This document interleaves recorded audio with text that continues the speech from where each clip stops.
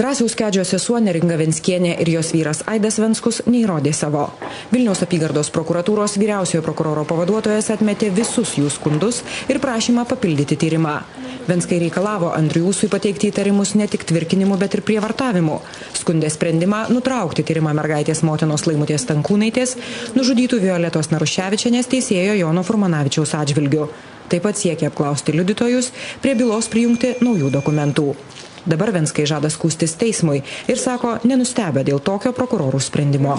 Motyvai iš esmės, kadangi tai yra susijęs su ikiteisminio tyrimo duomenimis, jie iš esmės yra atkartoti, tik tai yra susiaurinti. Jeigu skundžiamas nutarimas buvo iš 55 lapų, tai šitas yra iš 15.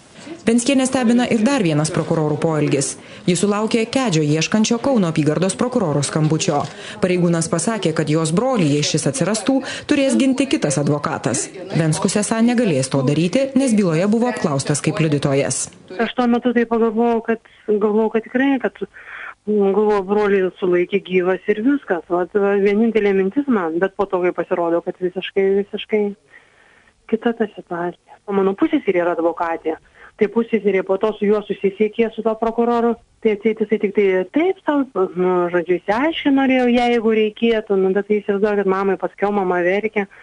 Šiuo atveju tai buvo su proceso dalyviais sprendžiami tam tikrai namieji klausimai, tikrai aš kol kas jų nenorėčiau nei komentuoti, nei viešai. Prokuratūra savo sprendimu atmesti visus Venckų skundus nekomentuoja.